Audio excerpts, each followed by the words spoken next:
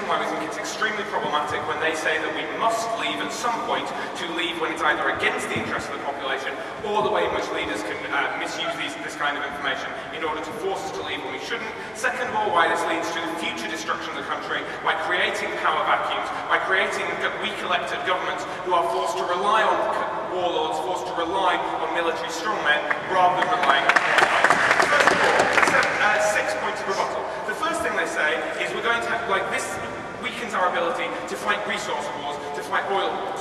We find that implausible, firstly, because the examples they choose to talk about, things like Iraq and Afghanistan, were used in the interest of defense, right? We might not remember weapons of mass destruction very well, but we use it as our own interests going into things like Iraq and Afghanistan, not humanitarian intervention. What this does, if we are in there for humanitarian reasons, is create massive incentives, given that we are the ones who might want to, who will be responsible for setting up these elections, not to do it, to claim that this country is too unstable. So we have a huge incentive not to hold elections, like we saw in Japan, where we delayed elections time after time after time, because we have an incentive to stay in control of that country. Second, this idea of cultural specificity, this idea that, you know, Iraqis are best placed to decide what is important to them. First of all, they presuppose that that's not true at the point at which they're willing to install democracy and rely on that. Second of all, you know that people aren't necessarily able to make those kinds of decisions because they haven't yet seen what the benefits that democracy can bring. All they have is reinforced them. Democracy is un-Islamic. It is something that is going to harm you. We think that when the troops can stay there and show that democracy would bring you the kind of liberty that you would enjoy, we think that's something that's beneficial to that country and breaks down those cultural barriers.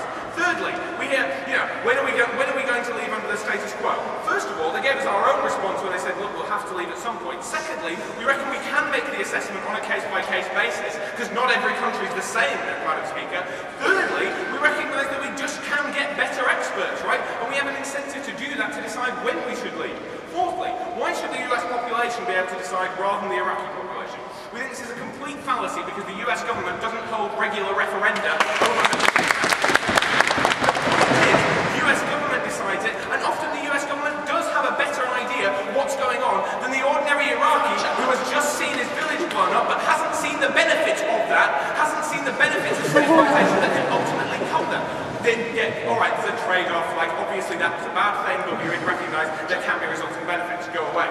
Fifthly, what about this idea of over-the-horizon stuff? This creates the particular narrative within the US country, within the UK, that this is mission accomplished and that they didn't want us to stay. That means it's politically impossible ever to go back because they have specifically said they do not want us to be there. That is really, really hard to overcome. We think you lose any political capital to be able to go in. Finally, we have this idea that, you know, it's unlikely to happen now. We think as soon as people see democracy starting to fail in those countries, it means we never go into humanitarian conflict ever again because the populace believes that the soldiers are getting killed for no reason because we go in, we leave, we don't bring them any benefits, we simply get double genocide. We think that's a real big problem. No. Why do we think that people aren't best placed to make this decision? We never get a response to who reaches POI, except for Tom saying, well, you know, the new government is going to introduce checks and balances. We suggest that when the new Albanian government has these checks and balances, Serbs might think maybe they won't adhere to them once the US military that is making them do so has left, right? That means that you are completely risk-averse. You are never going to want the US to leave because you know that there might be reprisals, particularly if there's economic downturn or any fault in that consensus. Hugh says, well, we have to leave at some point. This creates the most pernicious rhetoric of they left us even when we didn't want to, because even when we didn't want them to, because they had to leave we have to leave at some point, right? Even when the government hasn't voted for it. No thanks. We think at that point you do get things like resentment towards the West, you do get increases in jihadism, you do get increases in hatred like that. Why aren't these people best placed to make these kinds of decisions? Two reasons.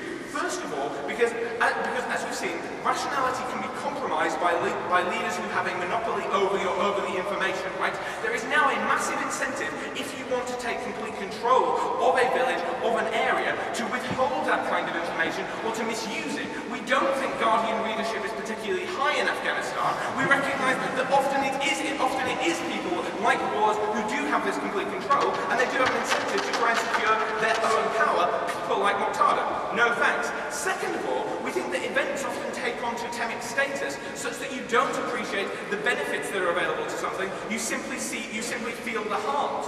We recognise that this equally is not the slow process that Ben tries to say. Within 6 months there was massive hatred towards the American invasion of Iraq.